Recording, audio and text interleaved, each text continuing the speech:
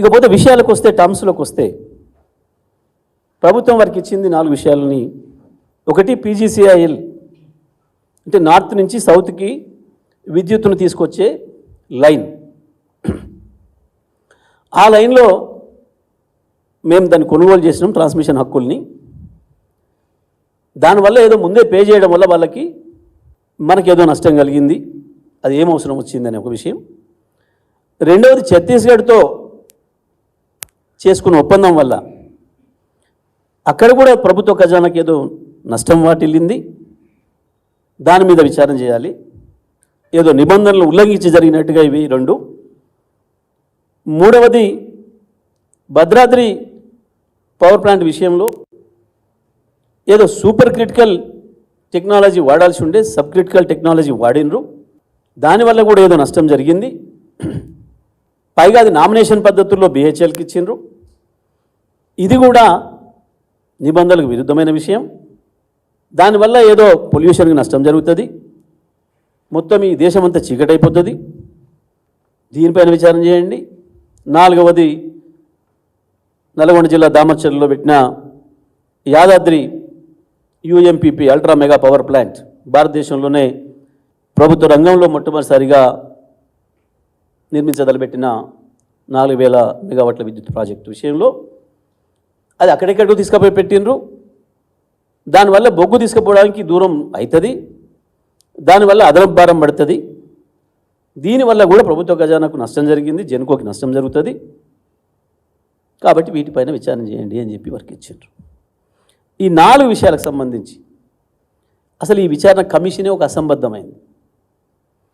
ఎందుకంటే దీంట్లో 4కి 4 కూడా మేము ఇచ్చింది ప్రభుత్వ రంగ సంస్థలకి.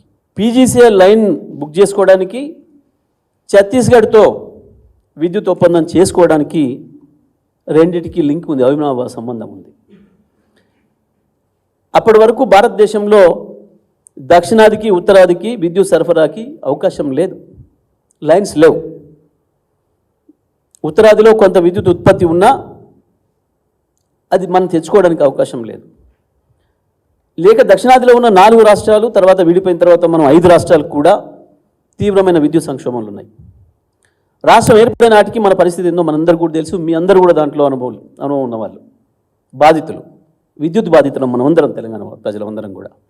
రాష్ట్ర రైతాంగం పరిస్థితి ఏందో, ఎట్లా రాలిపోయినరో పిట్టల్లాగా, ఎట్లా చచ్చిపోయినరో విద్యుత్ వల్ల.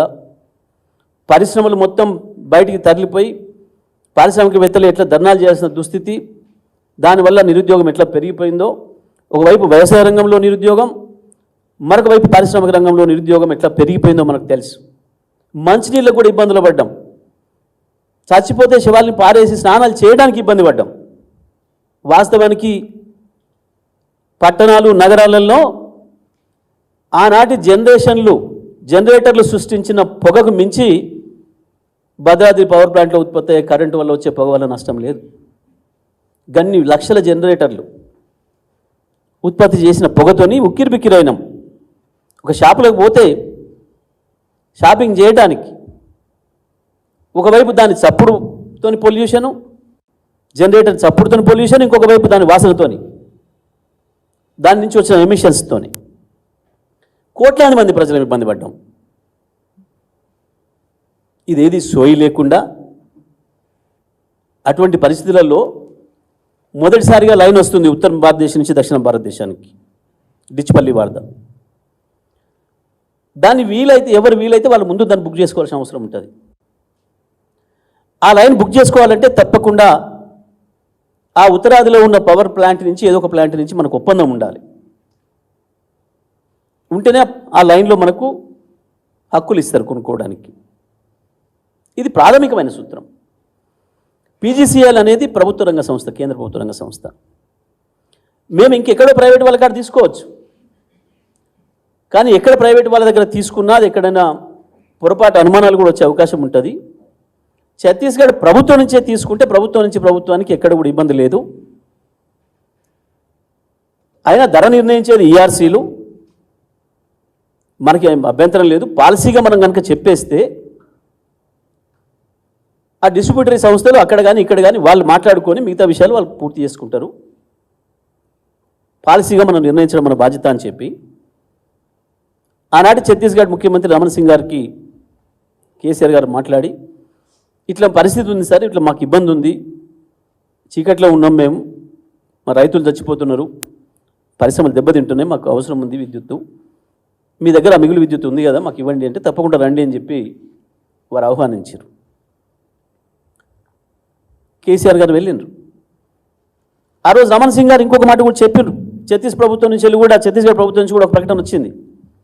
కేసీఆర్ గారితో పాటు మేము దత్తాత్రేయ గారిని కూడా మేము ఆహ్వానిస్తున్నాం అని చెప్పి కూడా వారు చెప్పింది. ఆ రోజు మేము తెలంగాణ ప్రభుత్వానికి ఇక్కడి నుంచి 1000 మెగావాట్లు ఇవ్వడానికి ఒప్పుకున్నాం అనే మాట కూడా ఎంత బహిరంగ విషయం. ఇక్కడ నేను రాష్ట్ర ప్రజలకు తెలియజేస్తా ఉన్నా, ఒక ప్రభుత్వం నుంచి ఇంకొక ప్రభుత్వం ఒప్పందం చేసుకుంటే దీంట్లో ఏమైనా ఒక్క రూపాయి అవినీతికి ఆస్కారం ఉంటుందా? పైగా ముఖ్యమంత్రి ఏ పార్టీ? బీజేపీ పార్టీ ముఖ్యమంత్రి. మరి ఈ కమిషన్ బీజేపీ పార్టీ ముఖ్యమంత్రి కూడా విచారణ చేస్తుందా? మరి రమణ్ సింగ్ గారు కేసీఆర్ గారికి లంచం ఇచ్చినట్ట, కేసీఆర్ గారు రమణ్ సింగ్ గారికి లంచం ఇచ్చినట్ట? ఎక్కడ నష్టపోయినరు? ఏ రాష్ట్ర ప్రజలు నష్టపోయినరు? ఏంటి అసలు వీళ్ళ అభ్యంతరం ఇక్కడ? ఇంక ఇంట్లో ఏమనుమానాలు ఉన్నాయి? ఉంటే రమణ్ సింగ్ గారు కూడా బయట పెట్టవచ్చు. రాష్ట్ర ప్రజలందరూ కూడా తెలియాలి ఈ విషయం.